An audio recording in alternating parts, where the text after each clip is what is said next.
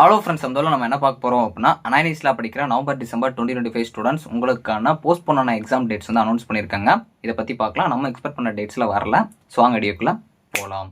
Okay friends, first எடுத்து பார்த்தீங்க அப்படின்னா, அனானிஸ்ல படிக்கிற நவம்பர் டிசம்பர் 2025 ஸ்டூடெண்ட்ஸ் உங்களுக்கு அந்த சைக்ளோன் ரீசன்ஸ்னால ஒரு 15 டிஸ்ட்ரிக்ஸுக்கு பார்த்தீங்க அப்படின்னா ஒவ்வொரு டேட்ஸில் பார்த்தீங்க அப்படின்னா எக்ஸாம்ஸ் வந்து போஸ்ட் பண்ண இருக்கும். அதுக்குரிய டேட்ஸ் எப்போ வரும் அப்படிங்கிற மாதிரி வந்து நம்ம வெயிட் பண்ணிட்டு இருந்தோம்.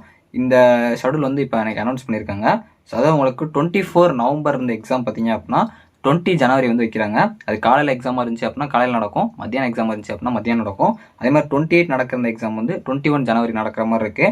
29 நவம்பர் நடக்க வேண்டிய எக்ஸாமு 22 ஜனவரியில் நடத்துகிற மாதிரி பிளான் பண்ணியிருக்காங்க.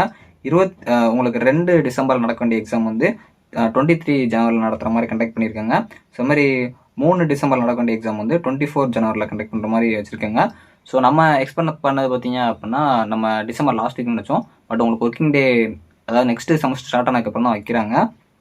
ஸோ இதில் உங்களுக்கு 28 நவம்பருக்கு எக்ஸாம் மட்டும் மத்தியானம் எக்ஸாமாக இருக்கும். அதனால் அது மட்டும் பார்த்தீங்க அப்படின்னா 21 ஜனவரி உங்களுக்கு மத்தியானம் நடக்கும். இது எல்லாமே அது உங்களுக்கு பிளான், அதாவது உங்களோட ஷெடியூல் எப்படி இருக்கோ அது மாதிரி தான் நடக்கும். உங்களுக்கு இந்த ஷெடியூல் பற்றி நீங்கள் என்ன நினைக்கிங்க அப்படிங்கிற மறக்காமல் கமெண்ட் பண்ணுங்கள். தேங்க்ஸ் ஃபார் வாட்சிங்.